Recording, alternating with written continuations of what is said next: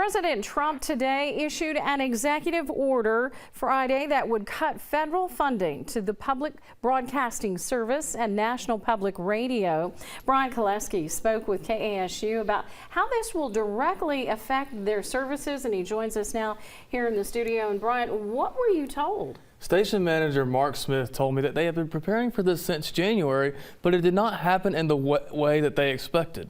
We weren't sure how it was going to happen. We certainly weren't expecting the executive order. We were expecting the president to request the defunding through Congress. Tomorrow morning at 7 o'clock on KASU. Public radio is now in a world of uncertainty after President Donald Trump signed an executive order to cut all federal funding from NPR and PBS.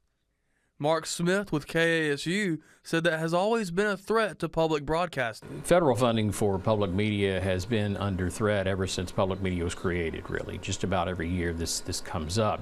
This year seems a little different. We're not as certain of the bipartisan support in Congress, and certainly this being given as an executive order from the White House is a little bit different way of proposing this funding cut. Smith said that with this funding cut, 50% of their programming budget would go away, and that cutting their program from NPR will have to be the first thing they look at. Some serious decisions will have to be made as to what we can currently continue airing. Initially, what we're looking at is strictly the programs that we get from NPR, and what of those programs can we cut, and how are we going to be able to replace those. The other 50% of that programming budget comes from a grant that they receive based on listener support. Smith says listener support is more important than ever. We cannot get the federal support unless we show the local support first. So it's always been vital. We would have to more than double to replace the federal funding cut. Smith added that since this morning, he's already received unwavering support from Arkansas state and local listeners. He's confident that they won't have to cut back on staff or local content. Our listeners are wonderful. They are very, very loyal and supportive of KASU, but they are reaching out and saying, hey, we know this is going to have a serious impact. What can we do? And so, and as I said, our chancellor and provost here at A-State have also extended their support and said, we will try to help you mitigate this as much as possible.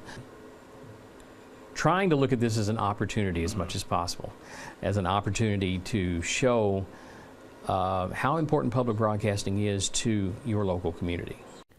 The federal funding that KASU has already received for this year will be in effect until September, and that's when they will have to start making their decisions. Live in studio, Brian Koleski, KA News.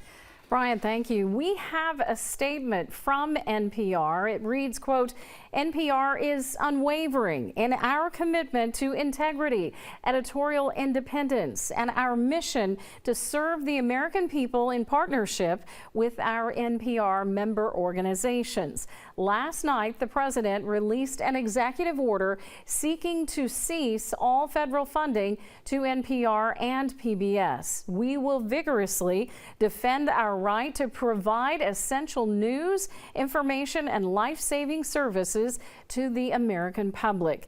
We will challenge this executive order using all means available, end quote.